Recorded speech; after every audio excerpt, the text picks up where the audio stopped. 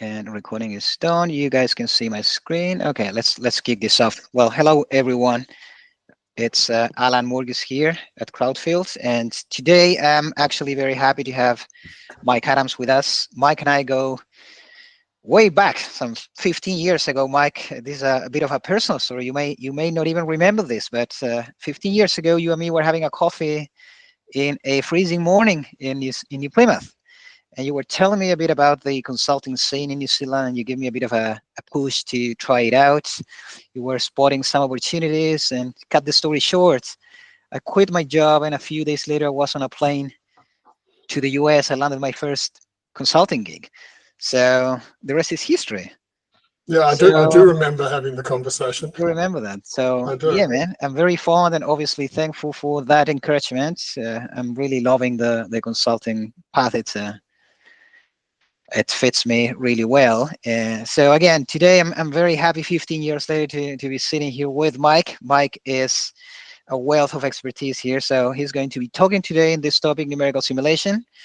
Now, from my perspective, I don't know about you guys in the audience, but from my perspective, I have seen in my career both ends of the spectrum. On the one hand, we have those who are not particularly technically savvy, mid-tier managers and those in leadership positions, or even technical people, but who do not understand the nuances and the intricacies of all what goes into a simulation modeling work. And those people believe that a simulation model is going to answer all the questions of the world. And on the other extreme, we have the actual practitioners, those REs and simulation engineers who are really trapped into the detail. And those guys cannot remove themselves and see the big picture. And those guys don't even know what the model is going to be used for. They don't know what decisions are going to be based off of their work. So everything in between, right? So I'm really happy to have Mike, who's an expert in this topic, and hammer down the importance of having clear, specific objectives before even embarking upon a simulation modeling work. Now, Mike is a consulting reservoir engineer. 2X Energy is his business. He's in New Zealand. He has 35 years of experience worldwide in asset management. He's worked 30 plus fields across New Zealand, Australia, Asia, the MENA region, Europe, and Canada. And his main focus has been reservoir modeling for field appraisal, field development, and redevelopment. More recently, Mike has also been modeling CCUS and gas storage. Now, before handing over to Mike, just a bit of housekeeping. If you guys been here with us before, this is already a drill. We're going to have about 40 to 45 minutes for the talk and 10 to 15 minutes Q&A. Please stay muted throughout the session. And for your questions at the end, just raise your hands and wait for my cue before unmuting yourself, or simply type your question in the chat. Now, Mike is happy to take questions throughout the session as long as it's a quick clarification and it doesn't interrupt too much the flow of the talk. And with Mike's consent, this session is being recorded for later distribution. Okay, so with all of that out of the way, Mike, take it away, mate. Just share your screen and off you go. So it's, here we go, share entire screen. Sorry about the momentary lapse of the infinite world. Here we go. Can you see that all right? Can see the screen? Yeah. Okay.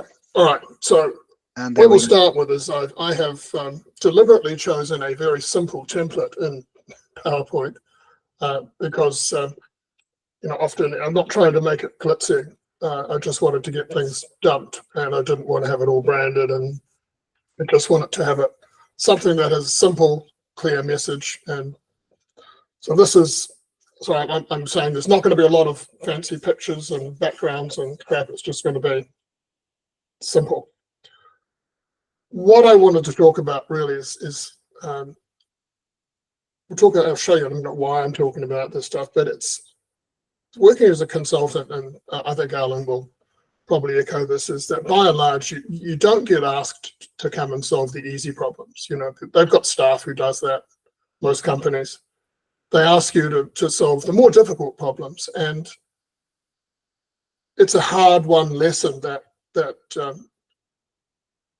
you need to establish what it is that they're really trying to decide, what the questions really are before you start, or else your client doesn't end up happy.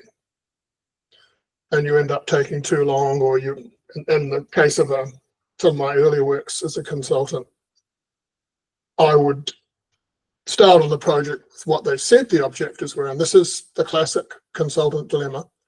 The client tells you what they want, and you know that isn't what they need. So you have to give them what they need, or else they're a dissatisfied client. So you have to give them what they ask for, plus what they need. And it's experience that tells you what they need. Okay, does that make sense?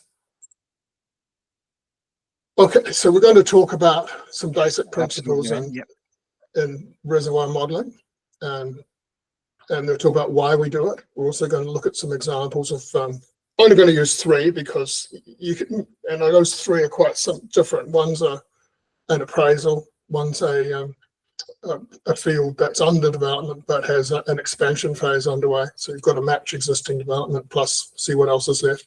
And one's a gas field redevelopment. And I've used those 3 because they sort of cover the range of the type of projects. And it turns out you'll see that I have an argument for always trying to make the problem as simple as possible, but there are cases where it can't be simple.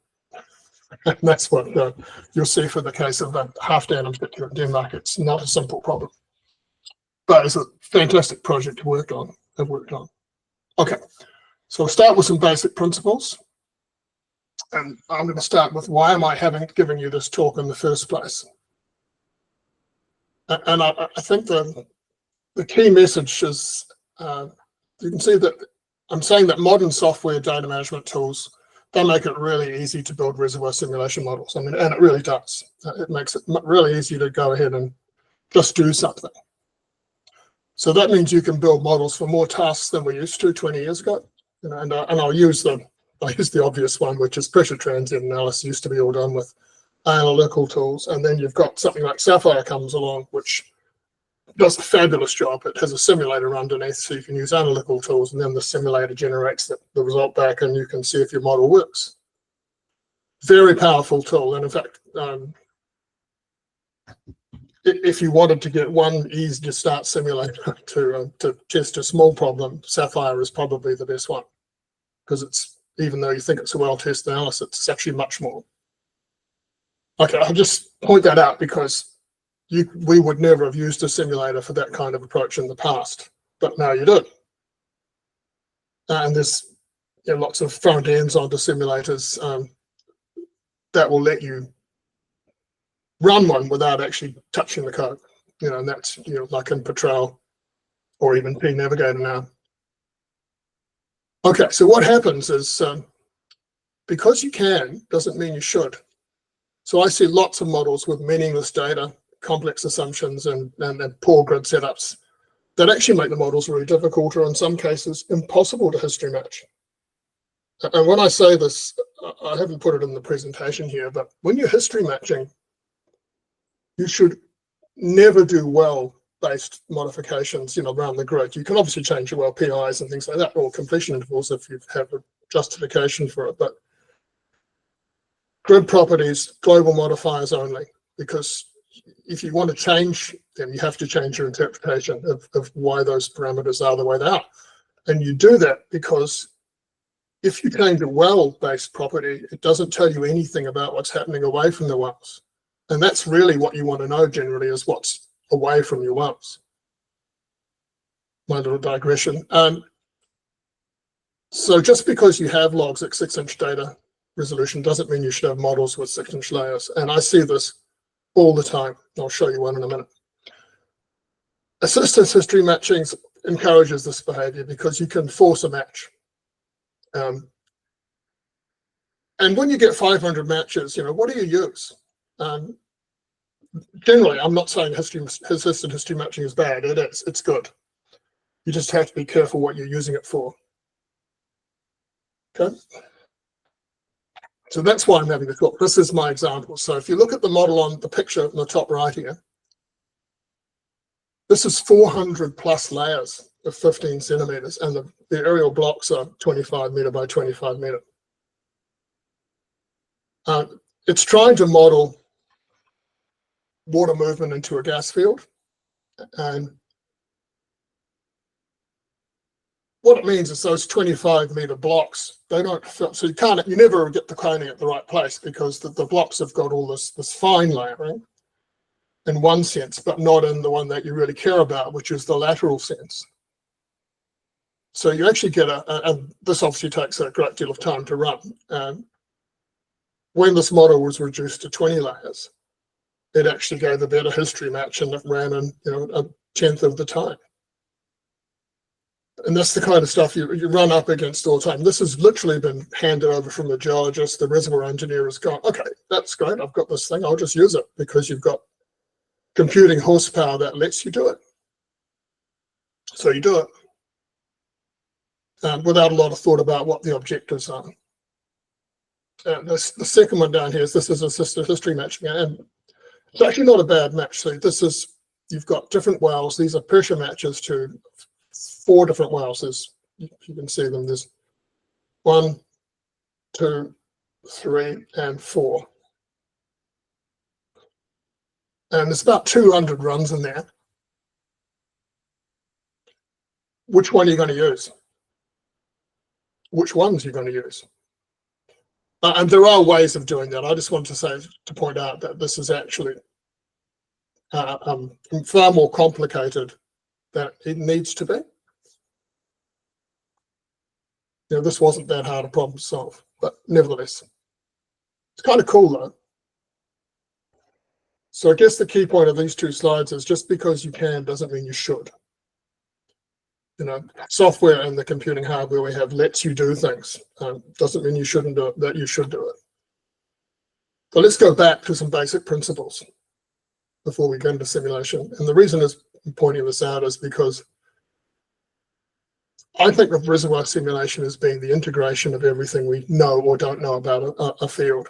What we're trying to do is to create a model that's a useful predictor of the things that we want to know.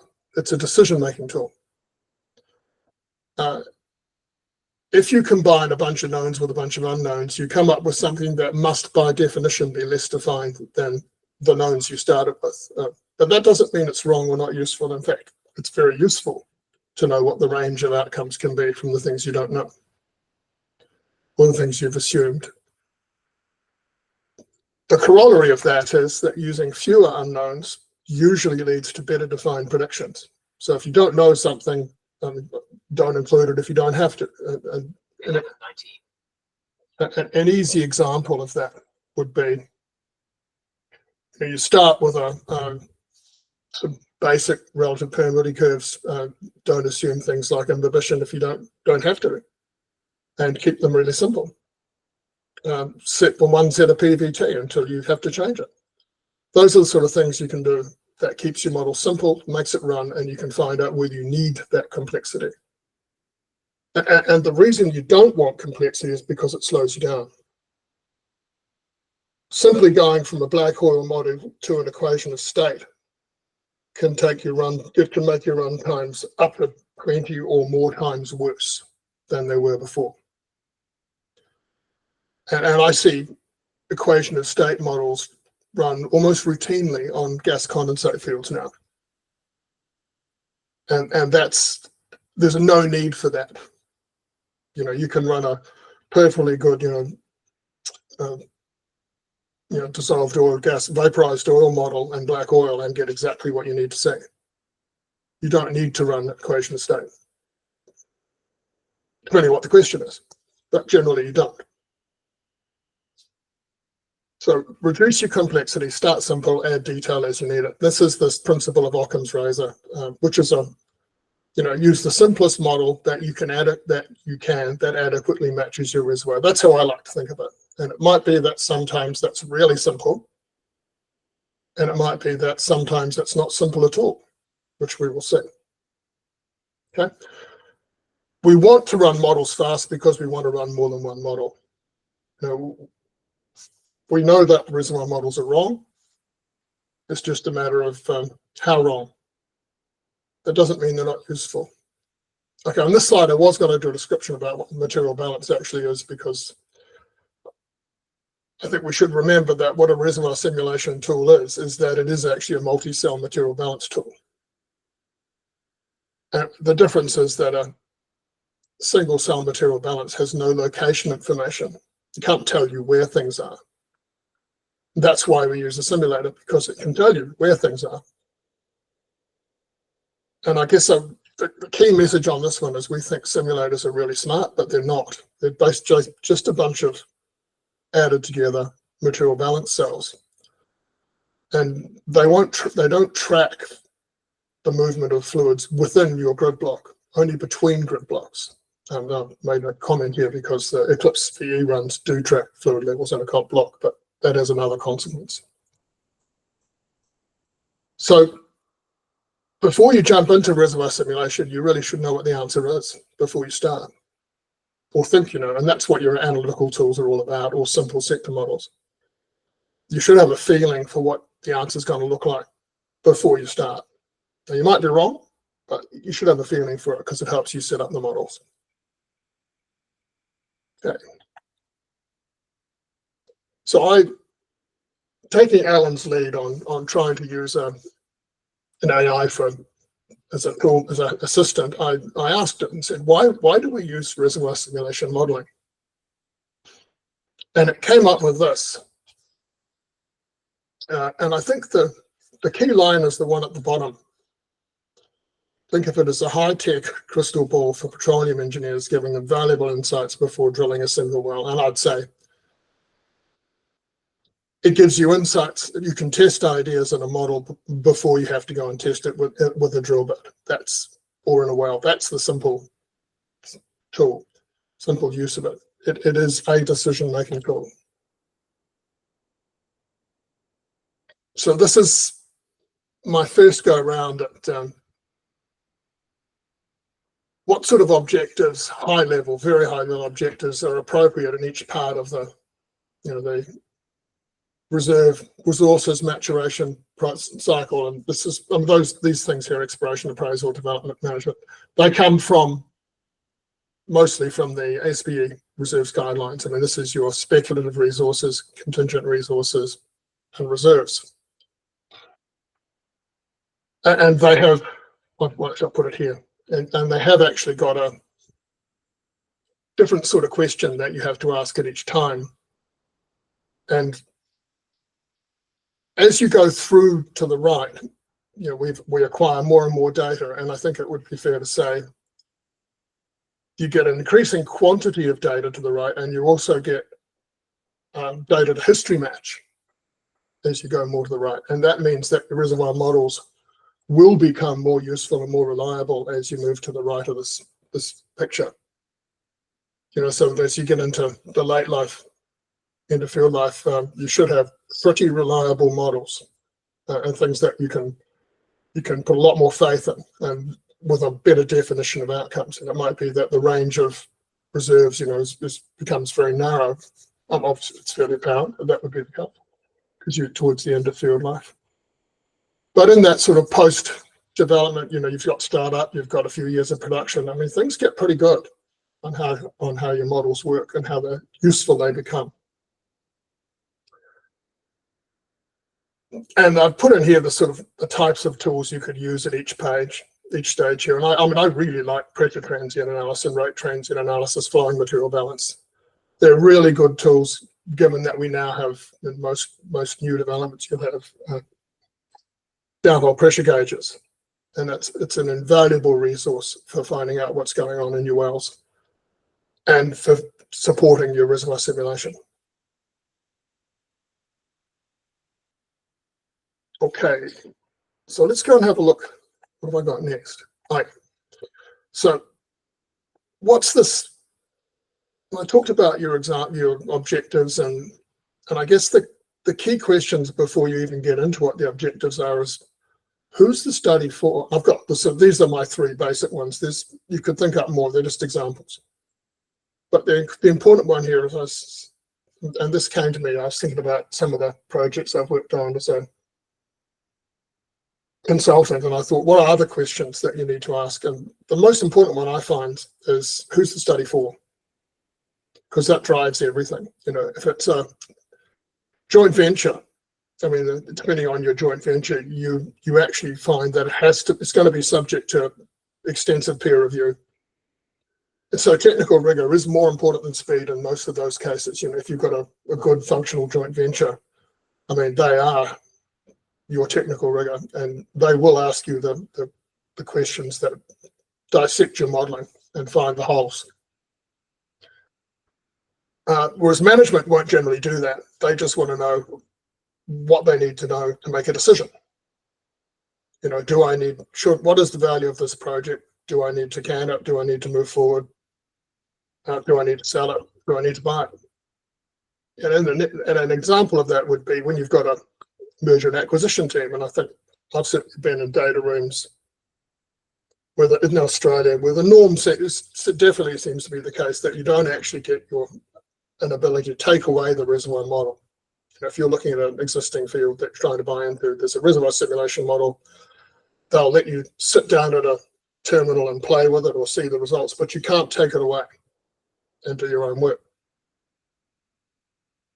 And I've been in a situation where you've got to find the value, maker or breaker is how I put it. There's always something in a project that a new set of eyes can see, or that the seller or vendor's trying to obscure.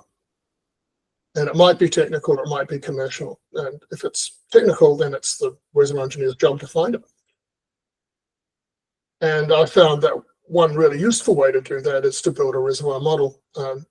You can just scan the data and just build a quick and dirty, almost better than a screening model, but good enough to test ideas. It might be a sector, it might be something. You can get enough data from what you write down or capture off a screen to build something that tells you if there's value that's been left behind, probably. And I've been in a couple of data rooms where we've been able to do that and with very little, I wouldn't say very little data, but enough to tell us that a project worked in one case and in one case where it didn't work. And if it's a client, as Alan and I are familiar with, you always have to agree the objectives up front and you make sure they're realistic and achievable. And that's a negotiation with the client, because they won't be happy with you if you don't give them what they want, but you've got to make sure they're the right ones and that you can actually do them. I mean, I've been in meetings with clients where they want a reservoir model that will do everything. And when I say everything, it's got to be, it's reserves, it's enhanced oil recovery, it's process upgrades, it's all of those things. And if you wanted to do that, then you need an infinite time frame and an infinite budget, and probably more than one engineer. Okay, the second question I should think about is how much time and or money is available. You know, because what usually happens is that there is a limited time frame, and that can force you to take a simple approach. And unless you throw money at it, and we will use an example where money has been thrown at a problem. Money controls the tools, data, and people that you can use. And as in most companies, money is always a problem. And so is the time. So that controls what sort of a model you build. You've got to think about what can I achieve with the time and money that's available. And also the third question is, what data do you have? And I've seen people not start models because there's only a limited set of data available. And the example, a simple one would be that we had a field here in New Zealand that had very low GOR oil and high viscosity. And they didn't start the reservoir modeling because they didn't have PVT. They didn't know what the GOR really was. And I thought, well, okay, we can assume that it's got to be less than, you know, let's say it's less than 150 standard cubic feet per barrel, could be 5, could be 0. So you just start the model nice and simple with your PVT, and you discovered that if your GOR is 100 or 150 or 50 or 10, it actually doesn't matter. You're screwed anyway. There's no energy. So that wasn't the important question. The problem was it wasn't 1,000 or 500. You've got no reservoir energy or no compressibility in your oil. You didn't need to know what the GOR was exactly. You should have just started. So that's why I make the point, it's better to start than to not start, because you will learn what's important. Okay. So let's start with an example. This is one that I worked on in 2015. It was. It's now called the Sangomar field. It's just came on production offshore Senegal in late last year. It's doing something like 100,000 barrels a day. Woodside of the operator. They weren't involved at the time I was working on this. I was working for Can Energy in Scotland. It was the biggest discovery in 2014 in the world. That's how it was, I remember it. And so one well was drilled. This map comes from, it's a press release, in about 2020. So the SNE1 well, it's in the, you'll see it's stacked reservoirs. This is a gas cap, and I think there's 6 different reservoirs. This is a field area, something like 1,200 square kilometers. It's massive. But only, as you say, I think it's got a 95-meter gross hydrocarbon column. And obviously the gas is a problem because you need to find a gas market. Got one well. The well wasn't flow tested. It was evaluated using MDT. And so you know the PVT, you know where the contacts in each of those reservoirs are, and the stacked payers, you know the pressures, and you've got the mobilities, so you know the permeability. And I think the permeabilities were in the range of hundreds of millidarcies, not thousands. So what's the question? Have I gone too far?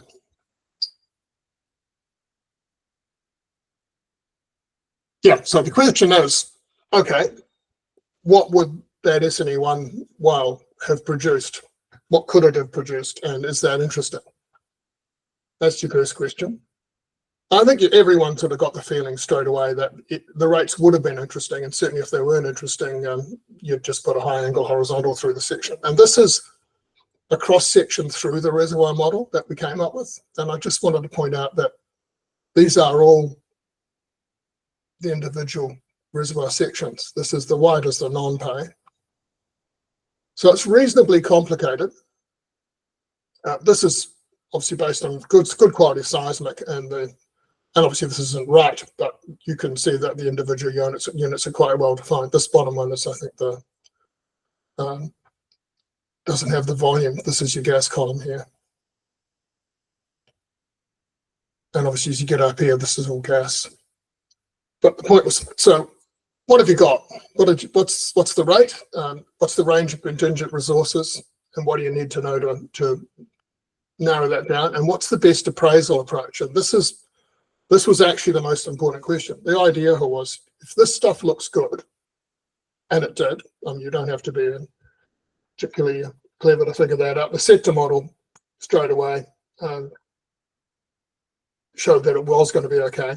I think I originally did it in Sapphire, and then we scaled up to the full field simulator to get the contingent resources. And then the question is, how do you appraise for this? And I guess you use the same model as the full field that we did for contingent.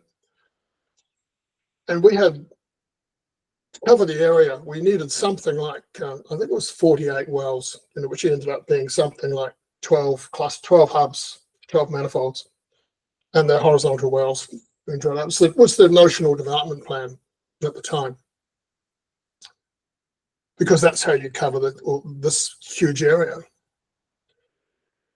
But of course, we had no idea what the communication between the wells was, and that's actually the most in each reservoir, and that's actually the single most important thing that would control how many the economics, because it controls how many wells you need.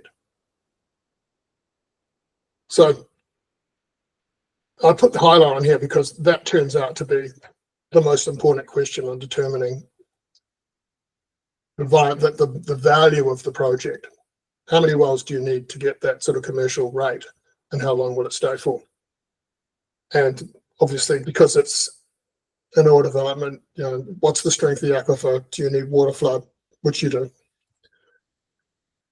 So I guess the appraisal was the question we wanted to answer. And so what I've shown here is these are two different reservoir intervals in the same full field model. And obviously the colors are self-explanatory. These crosses are sort of, and the little dots are the test locations. You'd say, okay, what if I put a well in this spot and it went through all of the reservoirs? How would I test that well, and what would it tell me about the reservoirs in general? And what came out of this is that if you're in a proximal to a gas cap in that reservoir, fairly apparently, you won't get as good a signal on what the oil looks like because it's got this compressible response here. But what you do discover is that interference testing is what you should be doing here. And of course, this is in 1,100 meters of water.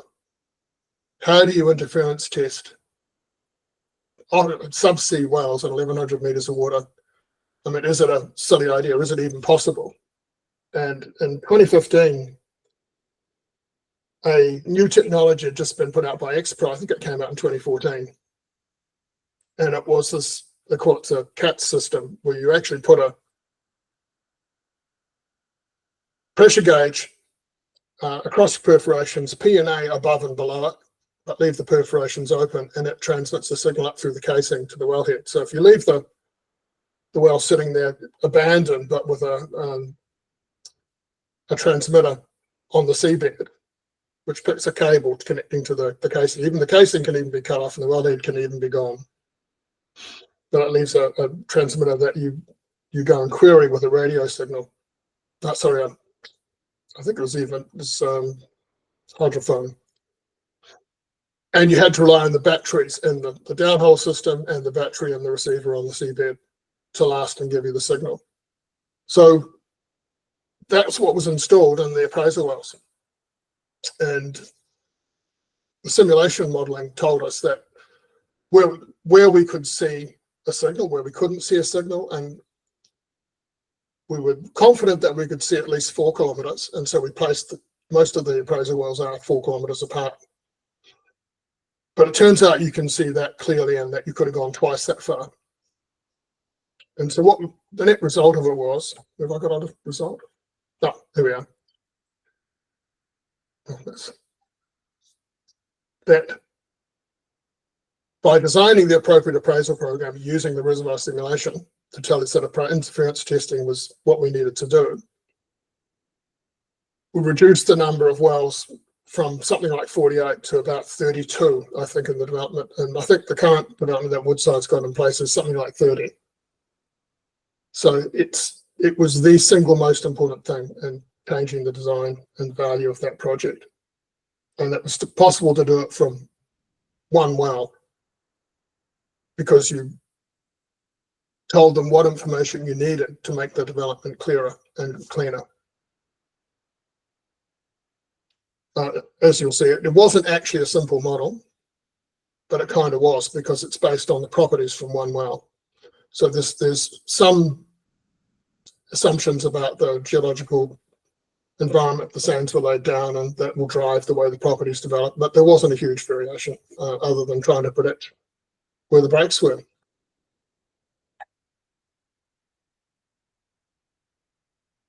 This one is one from the Danish sector. And I guess I wanted to show this one because it's the opposite of simple. Sometimes, you've got a complex problem that's still interesting. You've still got to make it as simple as you can. So Halfdan is this. This is the Dan field. I haven't shown all the wells on Dan field. This is just a map pulled out of Petrel. It's got I think it's a 5 times, maybe a 10 times vertical exaggeration, because these Skjold and Dan are also oil fields, but they don't really pump up like that. I've done this because there's very little relief on Halfdan. Discovered 1998, first production 99. It's a stratigraphic, primarily stratigraphic trap and dynamic as well, but trapped in the Maastrichtian chalk. And this is the interesting stuff. So aside from it being a stratigraphic trap, it has 25 to 35% porosity, but only sort of 0.1 to sub 10 millidarcy permeability.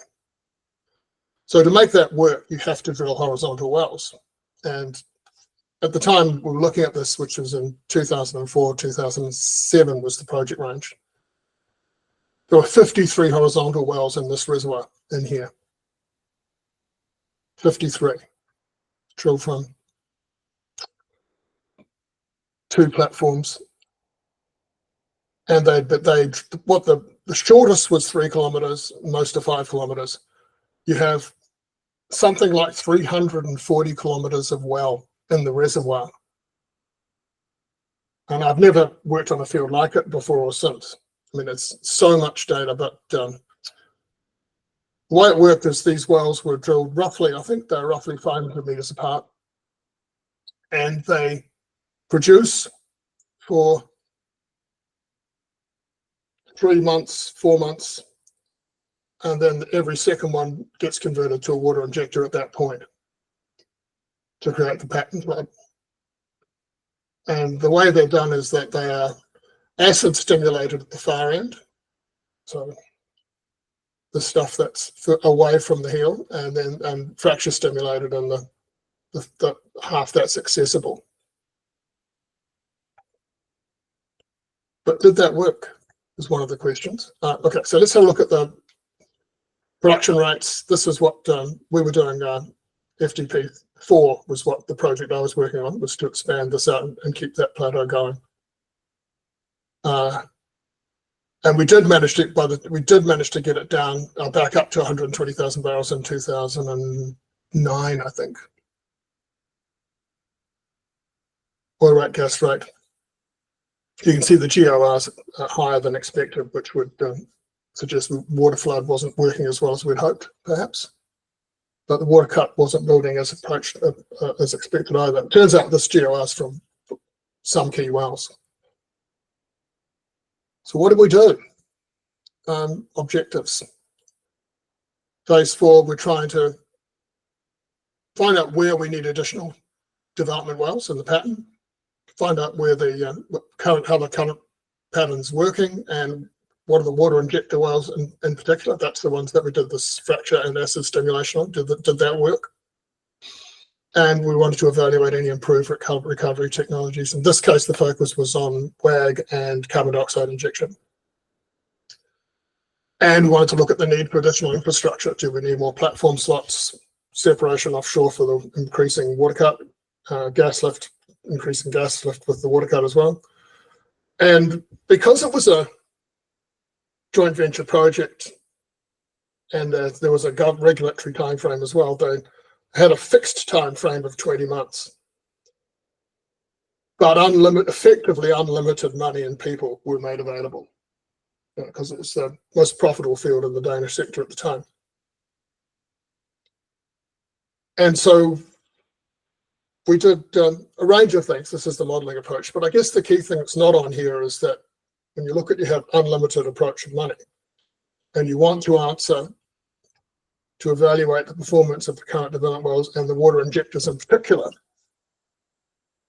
I've just come from seeing a 4D survey that was done on the Maui field in New Zealand by Shell, and Shell were a partner in the Danish sector on this field.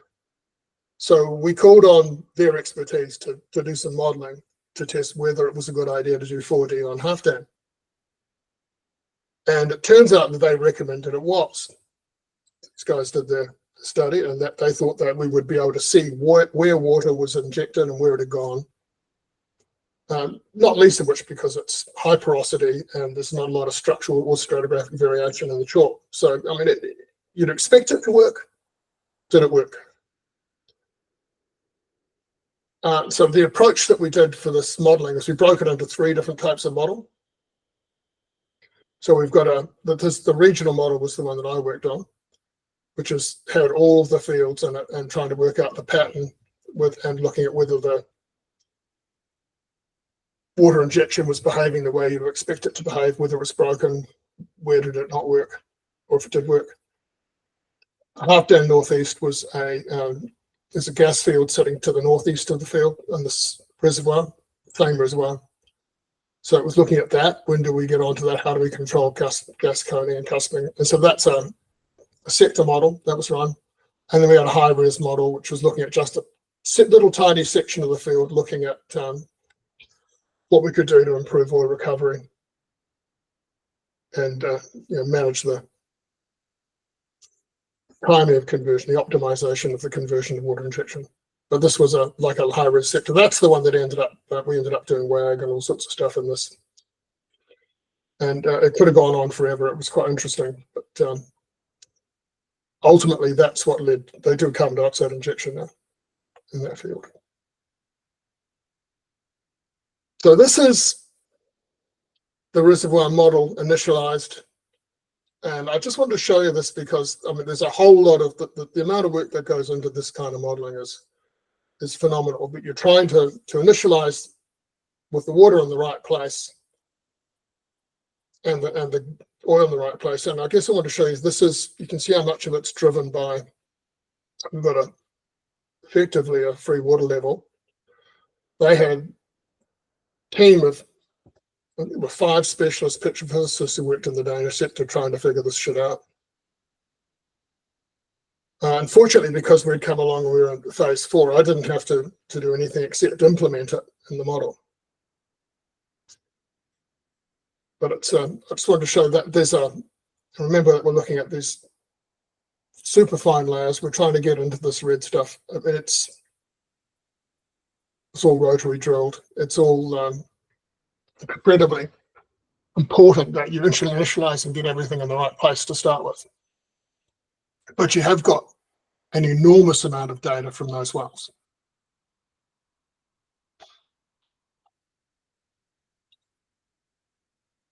Is that? I missed a section out here. Oh yeah, okay. So this is looking down on the field. Just some crude boxes to tell you where everything is. So this stuff that's in this box labeled developed, that's where the existing 54 wells were sitting. This is the gas cap that's being investigated and the Half Dam Northeast. The expansion areas are these ones here in the pattern. You're looking to go into either those ones and these two, east and northeast. What's happening up here was also looked at, and this is a prospect that had never been drilled, but showed up on the seismic. This is the Maastrichtian reservoir. There's a Danian reservoir sitting on top of this, which has got gas up here. So looking at the volumetrics, you could see where the attractiveness was. You know, you've got this extension to the north, so the east and the north, the volumes. I mean, the volumes are in place. You know, 500 billion barrels, sorry. 10 to the 6. It's 458 million barrels. I mean, the scale of it is huge.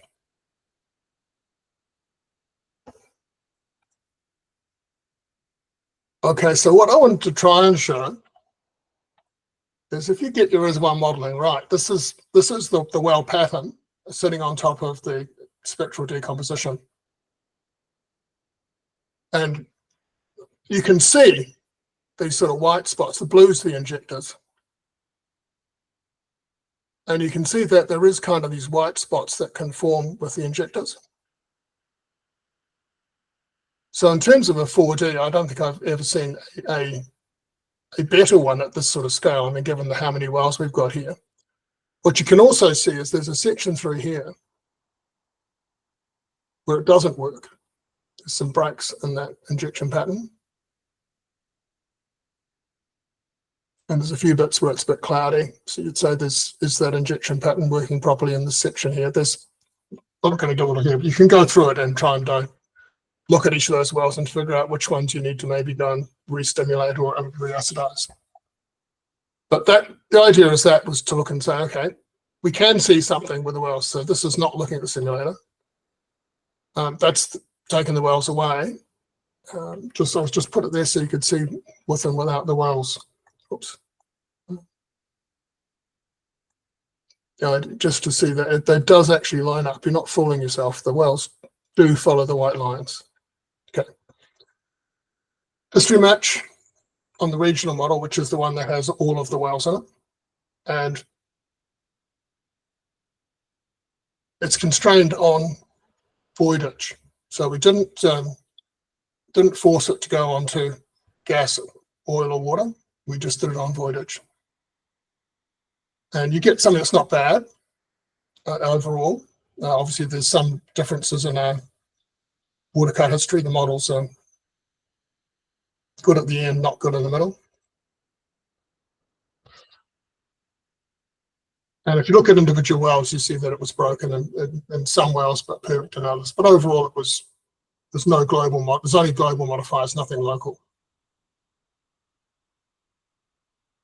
And as a predictor of performance away from the wells, it's not bad. So this is what the reservoir model looks like, looking at the same picture we saw before, the 1st of July, which is when the 4D was shut. And I guess what I wanted to show is that if hopefully this works, that's the overlay, that one. So that's overlaying the color from the reservoir model over the 4D. It's not a bad match.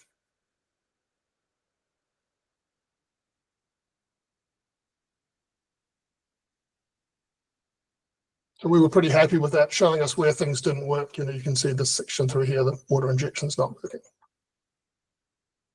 for example. You can see that you've got oil down here. It's obviously thinner, but there's still oil here that's not drained. You've got a problem with the pattern here. So those are all projects that became remedials or expansions.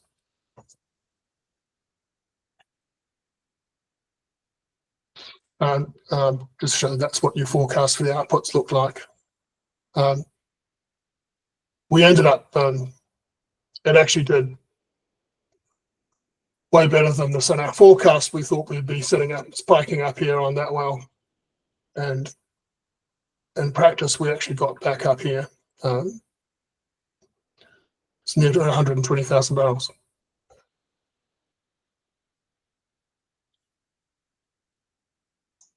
So what did it come up with? You end up with this. This is the overall summary at the end from the modeling. Fairly sophisticated exercise, took a long time. I mean, I'm just showing you the simple high-level stuff, but there's a lot of detail into that. But the money was no object. The time was the problem. So we were able to commit to extending the field, this 8 new wells in this area here, which meant that you needed another platform to drill from. So that's adding we added slots to a platform. And you also needed additional facilities support for separation and gas lift for the rest of the field down here.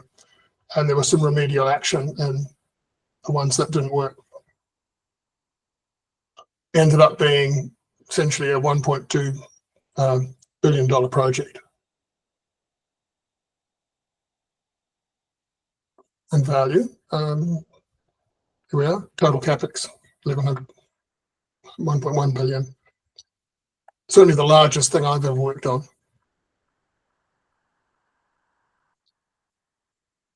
This is a other end of the spectrum. Yes?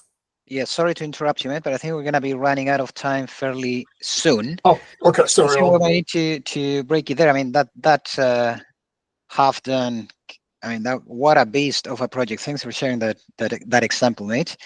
I just want to open the mic perhaps for a couple of questions before we run out of time, if you don't mind.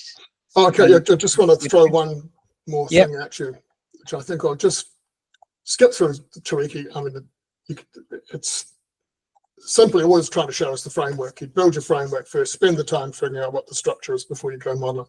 That's all that was. This is, I guess, what the key thing or lesson I wanted to take was just, it's what you would expect. Make sure you understand what the outputs are required for to support the key decisions. Detail doesn't make your models more useful necessarily, but actually it is essential sometimes. Start simple, Yeah, more models are better. And the other one I put here is modeling always expands to fill the time and resources available. And that is sadly true. You get more computing horsepower, more software capability. The projects just take the same time. Okay. Oh yeah, one more picture. This is my go at trying to do a flowchart. It's an early stage, work in progress. Right, questions? Awesome. Thanks, Mike. I took my notes here. I want to go over a couple of nuggets, I think very, very important. You did mention in one of your comments that going into a simulation exercise, know your thing before you even start. You were particularly focused on that slide and, having a constrained range of in place from either, geology, MBAL, or other analytical tools, etc. Yes. But I want to add to that and perhaps ask you to comment on this as well from your end. I've found simulation as an incredibly useful tool when it comes to prove or disprove your own hypotheses or ideas you formulated. Oh, brilliant! Yes, absolutely. Right? Yeah, I agree with that. And I think that's one of the things I like about some of the new tools that we have. Like I use Kappa Engineering's Rubus quite a lot because I can build a reservoir model to test those ideas in 2 hours, and Yes. I can make it as sophisticated as I want to. As what I call a process model, which is looking at recovery processes and testing things like relative permeability, PVT equation, and state modeling or not. Grid definitions, heat. You can do all that stuff, and you can test those things in Rubus and decide whether you need them. So on the back of that as well, you just commented, and you did say before that more okay models is better than one perfect, or more, more okay Absolutely. and fast better than just one perfect.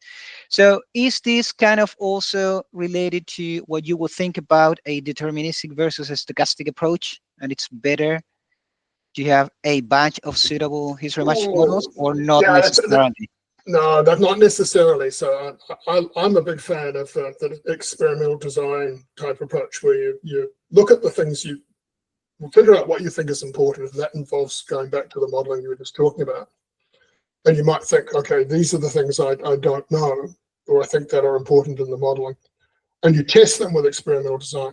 You go and do a bunch of, and this is what your first round of assisted history matching does effectively, is you say, these are the things I want to do ranges, variations on, and tell me what's important. And that's actually the thing I find the most useful about the assisted history matching, is that first round. Tells you what you should focus on, and then I would then go and look at, okay, let's build some representative scenarios within that. The stochastic approach, useful and informative, but I'd rather have 20 deterministic runs that I had that were guided by what the stochastic outputs were. How do you feel about that? Have you found that is a matter of personal preference and what you've been exposed to around the world? Of course. Yeah, because in the end, if you run a stochastic history matching type exposed, you do have to pick a run. You can find some really good ones in there, but you have to pick them and say, okay, this is the one that I think looks good. Looks like it has the best overall matches. But you don't necessarily know what's in it. You have to go and, what we tend to do is look and say, okay, this looks like the best match on all of these parameters, so I'm going to assume that that's okay. But you don't know what's in it, really. Whatever approach you take, you end up with a certain uncertainty range communicated in some form, either with a full range or with 3 cases representing the range. But the end question is, what are you going to do with that range? That's the thing. That probably is not discussed enough, and how companies are actually making decisions based on the communicated range. Because too many often, I've joked about this on LinkedIn, is too often you see, okay, give me just the best guess, or give me just the mid case. So exactly. Communicated doesn't inform any decision anyway, and that doesn't get discussed enough, in my view. But that's a very good question, because you even when you do a reserve assessment and you give them a 1P, 2P, 3P, or P90, P50, P10, and then everyone makes their decision based on the P50. Exactly. Unless you're a buyer, in which case you only want to pay for the P90. But you haven't actually had a better question. Is so, how do I really use that information? It's not, we make these reserve tables and they become a proxy for company or asset value, but you don't make this. What decisions do you make on development on that? Exactly. Yeah. Yeah. I mean, to make those decisions, you actually ask specific questions. Absolutely. Well, Mike, I mean, we could keep talking on and on. I have quite a few other notes, but we're running out of time now. I really appreciate you coming on. Thank you for the presentation, the talk, and all these nuggets. Send my way whatever you end up with, and I'll distribute it to the audience. And again, this session has been recorded, so I'm just going to put it on the YouTube channel. Yeah, okay, I appreciate it. Thank you for arranging it. It made me think more about this, the lessons I've learned, and how to pass them on. That's good. All right, everyone. Thank you very much for coming on, and have a good day. Yeah, thanks, Alan. Bye. Thanks.